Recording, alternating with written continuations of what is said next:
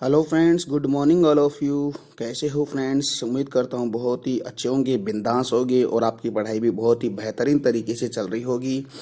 देखिए फ्रेंड्स, आज हम एशियन हिस्ट्री के अंदर जो कनिष्क का आज हम टॉपिक हम लेंगे और हम बात कर रहे हैं कि जो कुषाण वंश है, कुषाण वंश के शासकों के बारे में हम आप डिटेल से पढ़ने वाले हैं।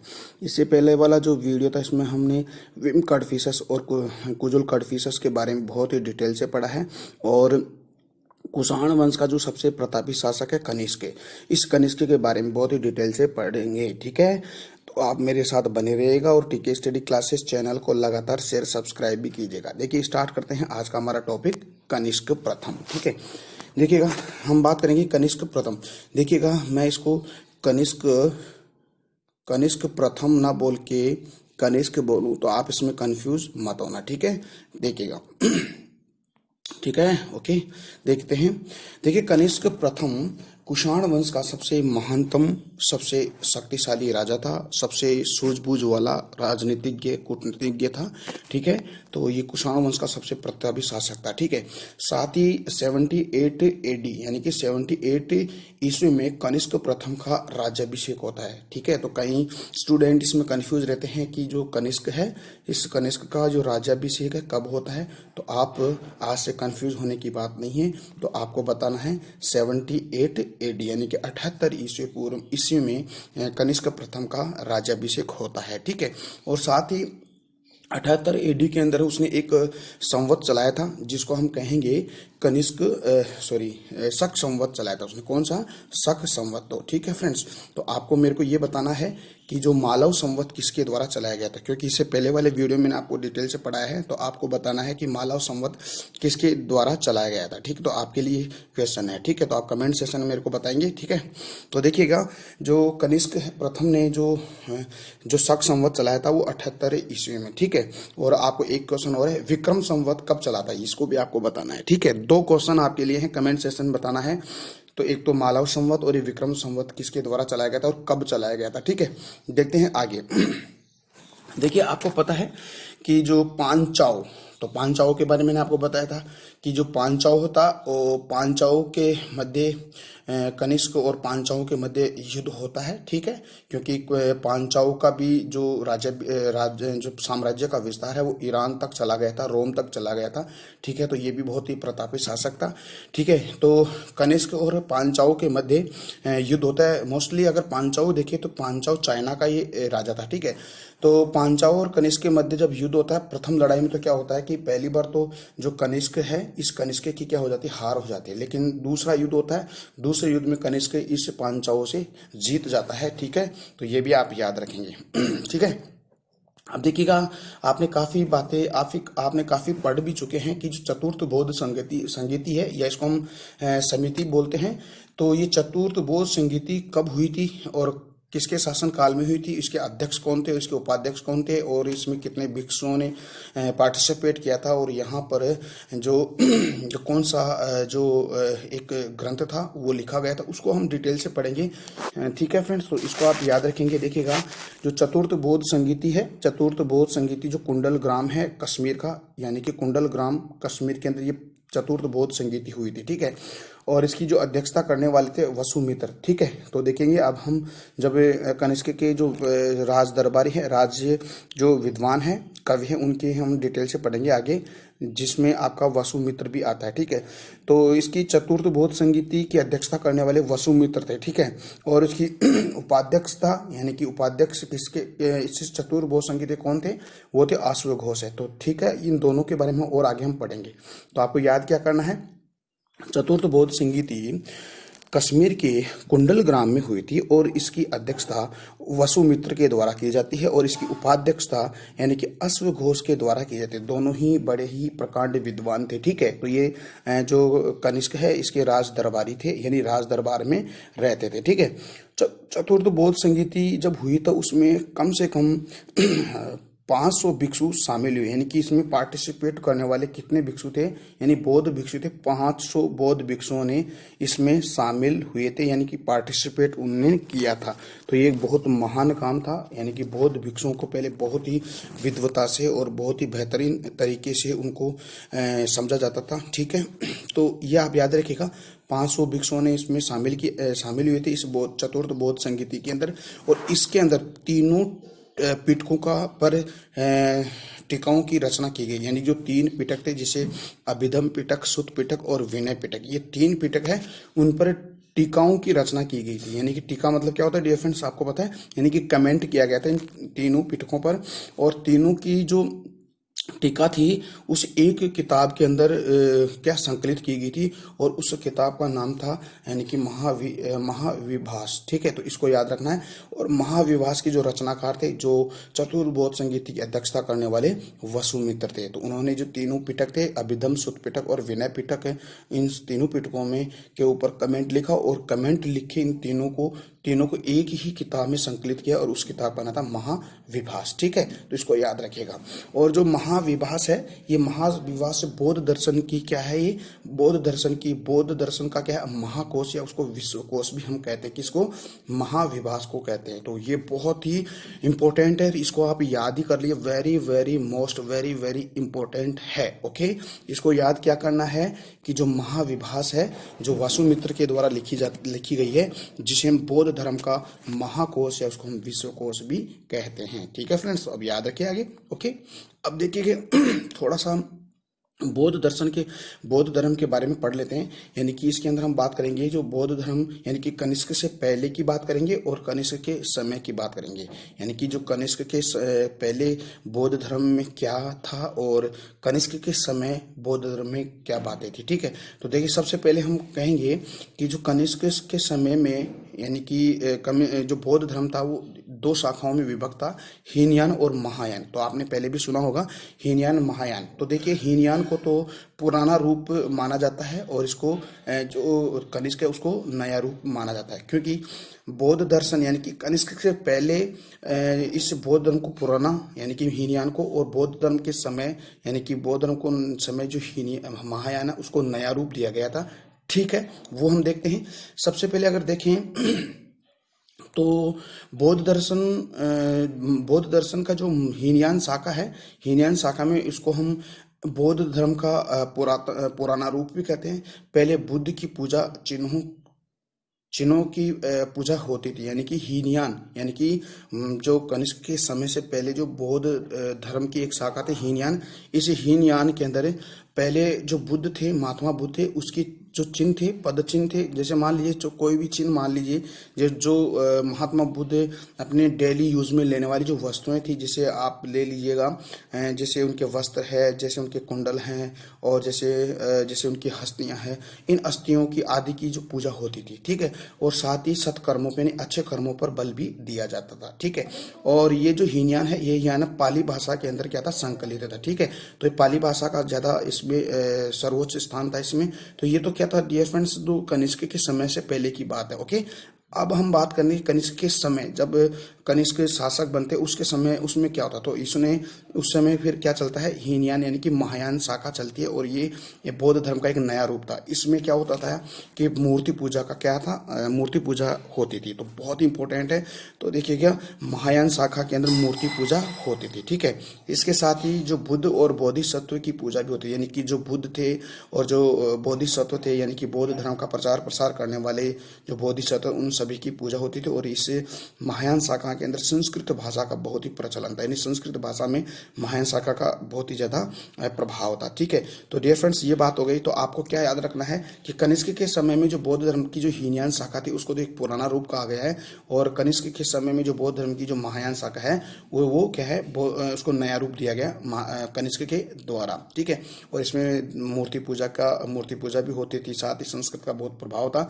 और बुद्ध और बोधिसत्व की पूजा की जाती थी। ठीक है, तो बुद्ध का मतलब ये हो गया बुद्ध की जो भी अस्थि वगैरह है, उनकी जो डेली यूज की जो भी सामग्री है उनकी वो पूजा अर्चना करते थे। ठीक है, तो ये तो बात हो गई इसकी बौद्ध धर्म के दो शाखा यानी कि हीनयान और महायान की। ठीक है, तो देखिए डियर फ्रेंड्स, आई होप आपको ये बातें समझ में आई है। ठीक है, अगर फिर भी डियर फ्रेंड्स आपको समझ में नहीं आ रहा तो प्लीज़ आप कमेंट सेक्शन में कमेंट करके मेरे को बताइएगा कि आपको कौन सी बातें समझ में नहीं आई है। तो फिर भी अगर नहीं समझ में आता तो फिर मैं आपको कमेंट सेक्शन के माध्यम से इसका आंसर दूंगा। साथ ही आपको वीडियो को रिवाइंड करके इसको दोबारा से या एक या दो बार इसको सुनिएगा, आपको बहुत ही बेहतरीन तरीके से समझ में आ जाएगा। ठीक है फ्रेंड्स, तो हम आगे बढ़ते हैं। ठीक है, अब देखते हैं जो कनिष्क है, कनिष्क के समय जो स्थापत्य कला शैली का विकास होता है यानी कि इसका डेवलप होता है, और उस समय कौन कौन सी शैलियाँ चलती थी। दो शैली चलती थी देखिए फ्रेंड्स, गांधार कला शैली और एक मथुरा कला शैली चलती थी। ठीक है, दो शैलियाँ चलती थी।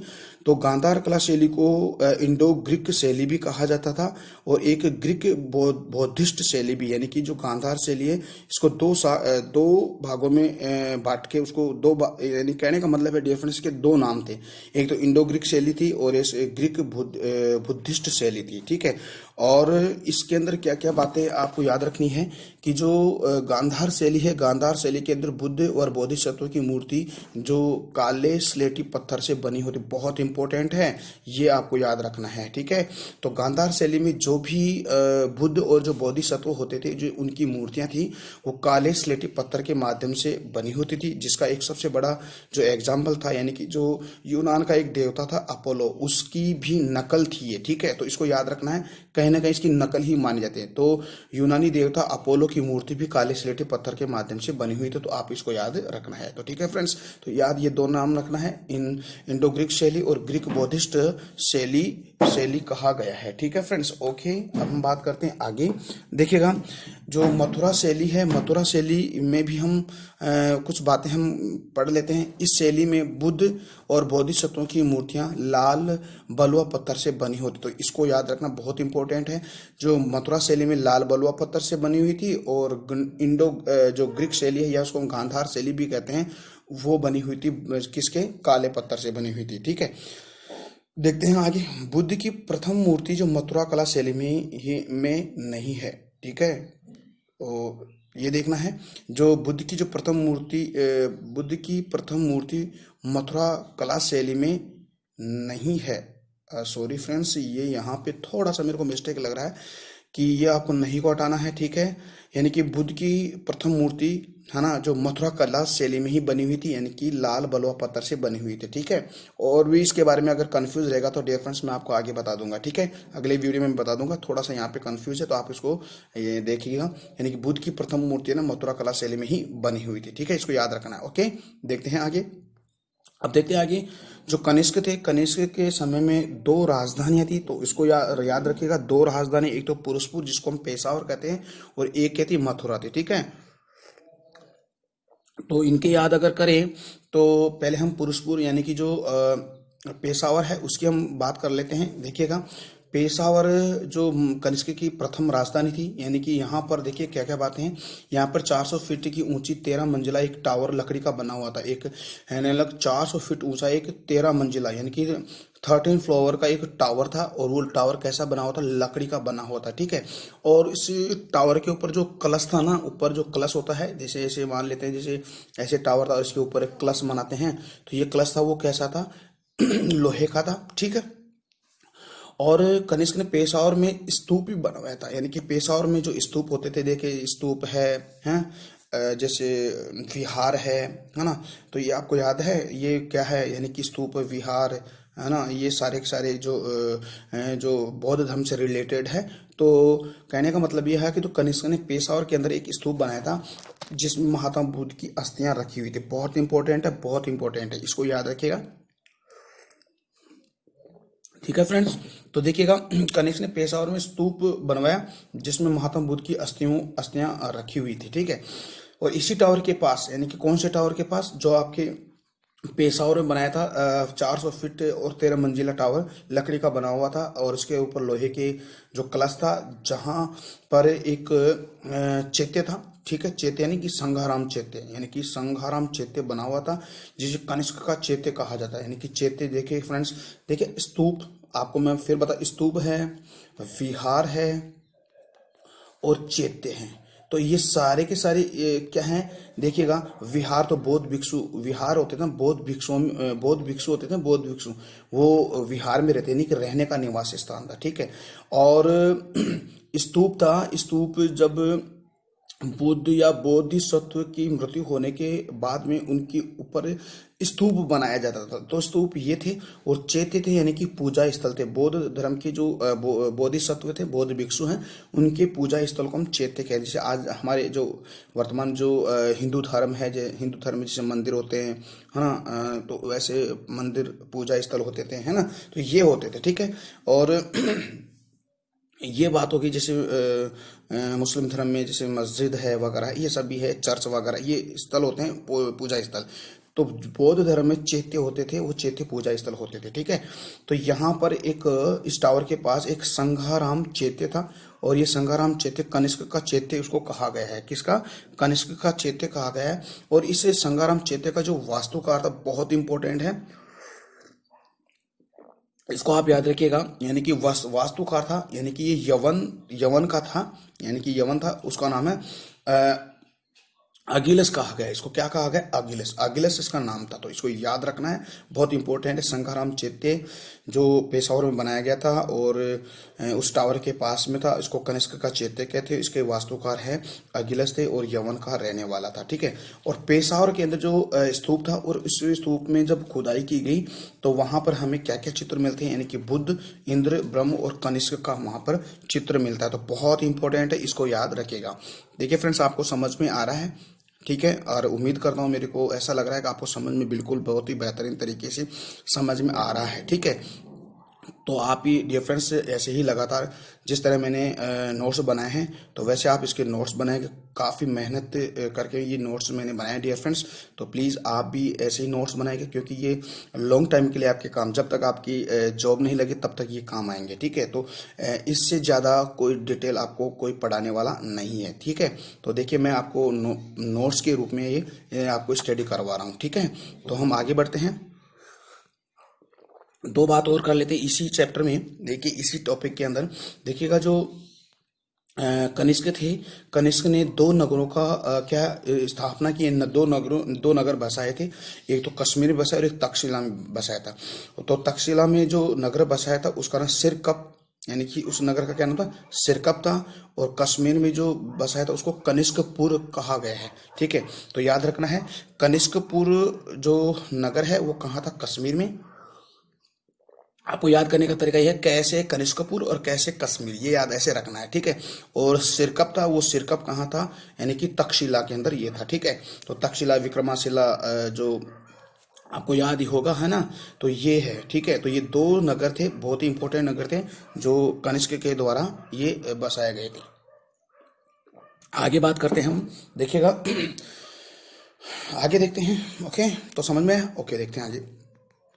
अब देखते हैं आगे, यानी कि जो महास्थान और बोगरा, आपको पता होगा, मैंने महास्थान के बारे में पहले और बोगरा के बारे में पहले भी हमने चर्चा की थी, और वहां से अनाज वितरण का हमें साक्ष्य मिला है। तो आपको पता है कहाँ है ये? कहाँ है बताइएगा? ये बांग्लादेश में, ठीक है। तो फिर भी आप देख लेना इसको। जो महास्थान जो बोगरा है, बोगरा में यहाँ से खुदाई में सोने की क्या मिली? एक मुद्रा मिली है। और उस मुद्रा पर जो कनिष्क की खड़ी मूर्ति बनी हुई है, यानी कि इस मुद्रा में जो कनिष्क जो राजा था वो खड़ा हुआ था, यानी कि खड़ा चित्र उसको मिला है, ठीक है। यानी कि महास्थान बोगरा में। और एक मथुरा में भी मिला है। यहाँ से खुदाई में कनिष्क की एक मूर्ति मिली। और इसमें क्या विशेषता है? यानी कि जो कनिष्क जो सम्राट है, वो जो घुटने तक तो चोगा पहना हुआ है और पैरों में जूते पहने हुए, ऐसा प्रतीत होता है, ठीक है, ओके।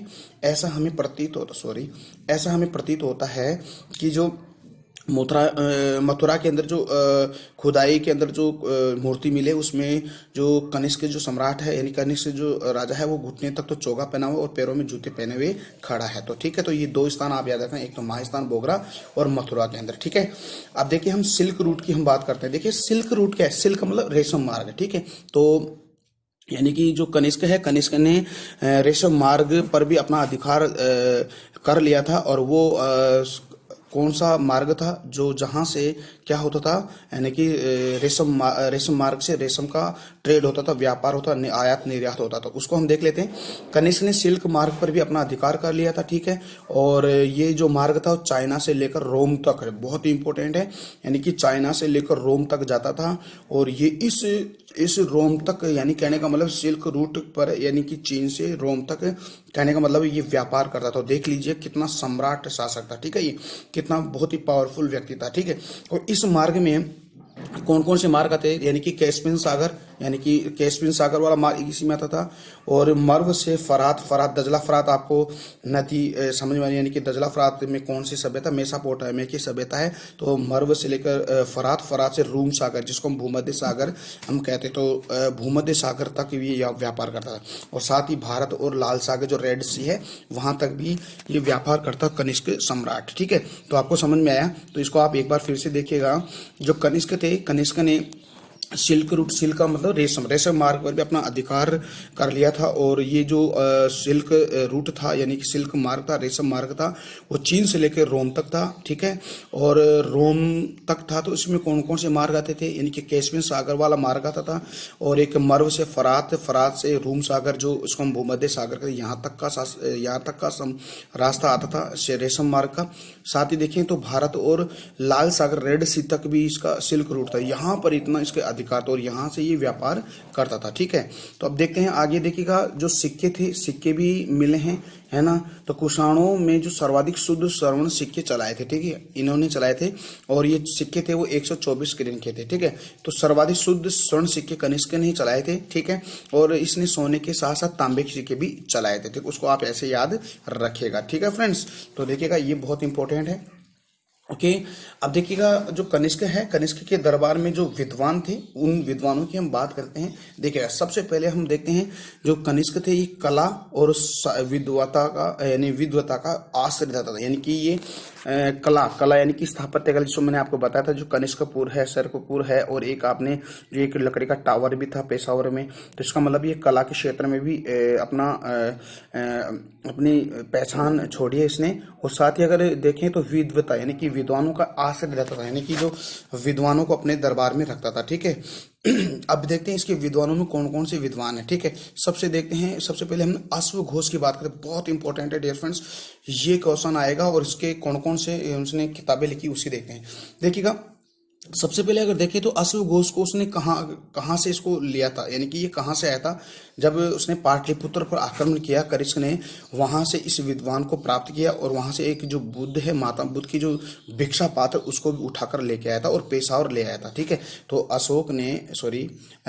कनिष्क ने, भाई अशोक, सेकंड अशोक किसको कहा गया, इस कनिष्क को कहा गया है, ठीक है। तो देखिएगा कनिष्क ने जो पाटलिपुत्र जब अधिक आक्रमण किया, तब इस युद्ध में क्या करता है कि अश्व घोष को और जो महात्मा जो बुद्ध हैं उनके भिक्षा पात्र को उठाकर कहाँ ले जाए, पेशावर। और इस अश्व घोष को अपने दरबार में रखता है। तो अश्व घोष ने दो किताबें ली, एक तो बुद्ध चरित्र लिखता है और एक सूत्रालंकार लिखता है। तो देखिएगा ये है ऐसे सूत्रालंकार, ठीक है, ऐसे याद रखना है, ठीक है। एक बार फिर से लिख देता हूं मैं, ठीक है। देखिएगा इसको लिखते हैं ऐसे, सूत्रालंकार, ये ऐसे सूत्रालंकार, ठीक है। तो ये किताब किसने लिखी थी, यानी कि ये किताब अश्व घोष ने लिखी थी। तो देखिएगा सबसे पहले हम जो बुद्ध चरित्र है, इस बुद्ध चरित्र की किताब की बात अभी करेंगे।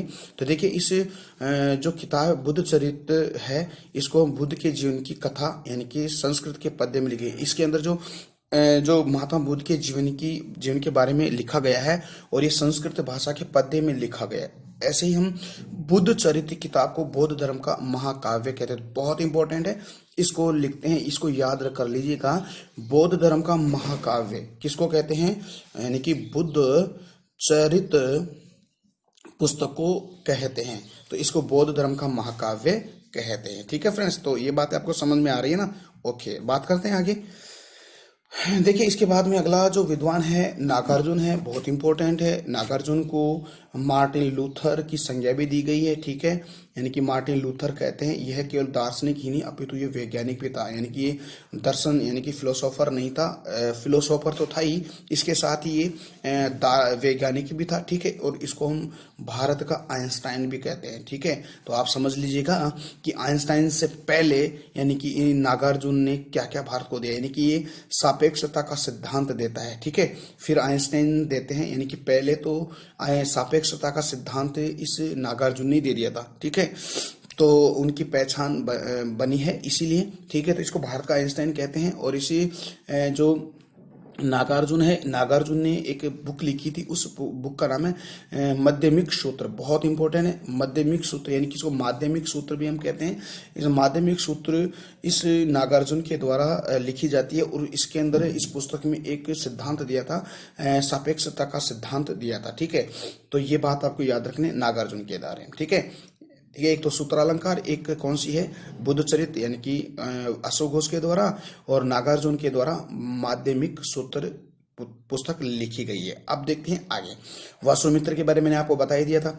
वसुमित्र जो चतुर्थ बौद्ध संगीति कुंडल ग्राम यानी कि कश्मीर में होती है, तो उसका जो अध्यक्षता किसके द्वारा की जाती है, वसुमित्र के द्वारा की जाती है।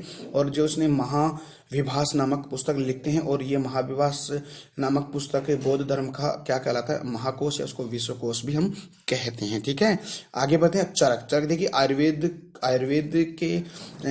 आयुर्वेद के संबंधित ये विद्वान था, यानी कि उसने एक किताब लिखी चरक संहिता, और आयुर्वेद ये ग्रंथ था, यानी कि चरक संहिता किताब है वो किससे संबंधित थी, आयुर्वेद से संबंधित थी, ठीक है।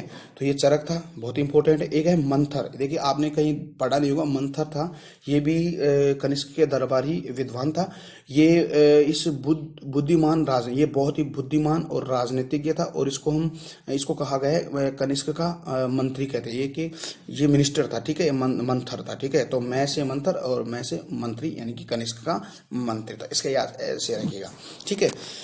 अब देखिए कुछ एक विशेष बात पढ़ लेते हैं नोट के बारे में। देखिए कनिष्क एक महान विजयी ही नहीं अपितु महान प्रशासक भी था, यानी कि जो कनिष्क थे ये विजयी, यानी कि काफी उन्होंने युद्ध लड़े हैं और युद्ध में विजय भी प्राप्त की है, और एक महान प्रशासक एडमिनिस्ट्रेटिव भी था, यानी कि महान प्रशासक था, ठीक है।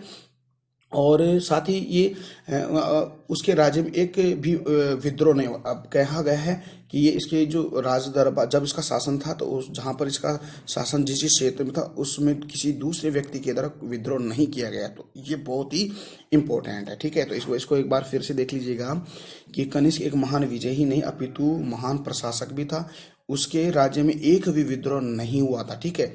अब देखते हैं आगे, यानी कि कनिष्क ने बौद्ध धर्म का प्रसार किया। देखिएगा कनिष्क ने बौद्ध धर्म का प्रसार किया, यानी कि कहाँ कहाँ किया, उसने किया जापान, चाइना और तिब्बत में किया, क्योंकि आपको पता है यानी कि चाइना और तिब्बत और जापान, यहाँ पर कनिष्क ने बौद्ध धर्म का प्रसार किया। और सम्राट अशोक ने आपको पता है कि श्रीलंका में अपने पुत्र और अपने पुत्र और पुत्री यानी कि महेंद्र और संघमित्रा को उसने बौद्ध धर्म के प्रसार के लिए भेजा। और दक्षिणी पूर्वी जो इंडोनेशिया द्वीपीय देश है वहां पर भी उसने प्रसार किया अशोक ने। इसीलिए इस कनिष्क को दूसरा अशोक कहते हैं, यानी कि इसलिए कनिष्क को अशोक द्वितीय की उपाधि दी गई है। जिस तरह अशोक प्रथम ने यानी कि अपने बौद्ध धर्म के प्रसार के लिए जहाँ यानी कि श्रीलंका है, इंडोनेशिया जो देश है, दक्षिण पूर्वी जो द्वीपीय देश है, वहां पर बौद्ध धर्म का प्रसार किया, वैसे ही इस कनिष्क ने जापान, चीन और तिब्बत के अंदर बौद्ध धर्म का प्रसार किया। इसीलिए कनिष्क को अशोक द्वितीय की उपाधि दी गई है। तो आई होप डियर फ्रेंड्स आपको बातें समझ में आ रही है, ठीक है। अब देखते हैं, यहाँ तक तो हमने बात कर ली कनिष्क की, ठीक है, सम्राट कनिष्क की। अब देखते हैं उसकी जो उत्तराधिकारी हैं उनकी हम बात कर लेते हैं। देखिए अब हम बात करते हैं हुविस्ट। देखिएगा ये वी आधा से और टे हुविस्ट है, हुविस्क की हम बात करते हैं। देखिएगा यह कनिष्क का उत्तराधिकारी था। हुविस्क का युद्ध शक राजा रुद्रदामन से होता है, जिसमें ये हुविस्क हार जाता है। तो शक शासक था, रुद्रदामन था, ये भी बहुत ही प्रतापी शासक था। तो इस रुद्रदामन के द्वारा जब युद्ध होता है हुविस्क का, तो हुविस्क हार जाता है इससे, ठीक है। तो हुविस्क ने अपनी राजधानी पेशावर से मथुरा परिवर्तित कर दी, यानी कि जब ये तो पेशावर तो कनिष्क की राजधानी थी, लेकिन इस वैसे तो मथुरा भी थी और पेशावर थी, और इसने पेशावर को हटाकर सिर्फ मथुरा अपनी राजधानी कर लेता है, यानी कि जो रुद्रदामन या शकों के डर से ये पेशावर को छोड़ देता है और मथुरा को अपनी राजधानी बना लेता है। ठीक है, और इसके सिक्के पर शिव, स्कंद और विष्णु के चित्र भी मिलते हैं, इसको भी याद रखिएगा। अब देखिए वासुदेव, ठीक है, तो अब ये जो कुषाण वंश का ये अंतिम शासक था। ठीक है, तो वासुदेव को याद रखिएगा, कुषाण वंश का अंतिम शासक था। इसकी मुद्रा पर नंदी, ठीक है, नंदी शिव, ये नंदी है या नदी नहीं है, नंदी शिव के चित्र मिले हैं, जिसमें यह है, आप ऐसे रखिएगा नंदी, ऐसे नंदी। ठीक है फ्रेंड्स, तो नंदी है, ठीक है, नंदी यानी कि बैल होता है, नंदी शिव के चित्र मिले, जिससे यह पता चलता है कि यह शासक शिव यानी कि वैष्णव धर्म को ग्रहण कर लेता है, यानी से ये पता चलता है कि ये शिव धर्म का उपासक था। ठीक है, तो आप ऐसे याद रखिए। ओके, तो डियर फ्रेंड्स आपको समझ में आ रहा है, और मैं उम्मीद करता हूं कि आपको समझ में भी आ रहा होगा। ठीक है, तो डियर फ्रेंड्स आज हम कुषाण वंश को पूरा कवर करेंगे। ठीक है, और कल से हम एक नया टॉपिक लेंगे, और टॉपिक का नाम है गुप्त साम्राज्य, यानी कि गुप्त वंश के बारे में हम पढ़ेंगे। ठीक है, और भी इसके बारे में बात कर लेते हैं डियर फ्रेंड्स, देखिएगा। ओके, हाँ, अब उसको कुछ विशेष तथ्यों की हम चर्चा कर लेते हैं। देखिएगा, कुषाण जो शासक थे, शासकों ने देवपुत्र कहा, यानी कुषाण शासकों को किस नाम से जाना जाता था, यानी कि देवपुत्र कहा गया है सभी शासकों को, तो इसको याद रखिएगा, कुषाणों को देवपुत्र कहा गया है। कुषाणों में मृत शासकों की मूर्तियों को मंदिरों में रखा जाता है, यानी कि जब कुषाणों का जो भी शासक की मृत्यु हो जाती है, तो उसकी जो मूर्ति होती है उसको किस में रखा जाता था, मंदिरों में रखा जाता। बहुत इंपॉर्टेंट, इसको याद रखिएगा। नियमित रूप से सोने के सिक्के जारी करने या चलाने का श्रेय भी इस कुषाण शासकों को ही जाता है। और भारत में द्वैध शासन, यानी कि जो दोहरा शासन है, ये दोहरा शासन भी कुषाणों के शासन काल से ही प्रारंभ हुआ है। ठीक है, तो दोहरा शासन आपको पता है ना, द्वैध शासन, ठीक है, दोहरा शासन। ठीक है, तो भारत में जब ब्रिटिश साम्राज्य तब भी दोहरा शासन था। ठीक है, या रियासती राजा और अंग्रेजों के द्वारा शासन किया गया था, इसीलिए उसको दोहरा शासन कहा गया। तो ठीक है, उम्मीद करता हूँ डियर फ्रेंड्स आपको समझ में आ रहा है। तो एक रिक्वेस्ट है डियर फ्रेंड्स, तो ये यहाँ अपना जो चैनल है, TK स्टडी क्लासेस चैनल है, उसको आप लाइक, शेयर और सब्सक्राइब भी कीजिएगा, और अपने फ्रेंड सर्किल के अंदर इसको इसकी शेयर कीजिएगा। ठीक है, और सब्सक्राइब बढ़ाएगा। ठीक है फ्रेंड्स, तो आपको मैं थैंक यू बोलना चाहता हूँ, आगे आप ऐसा काम करोगे। ठीक है, तो हम फिर कल मिलते हैं एक नए टॉपिक के साथ और एक नए जोश के साथ। ठीक है, तब तक के लिए मेरे को इजाजत दीजिएगा। जय हिंद, जय भारत, बाय बाय।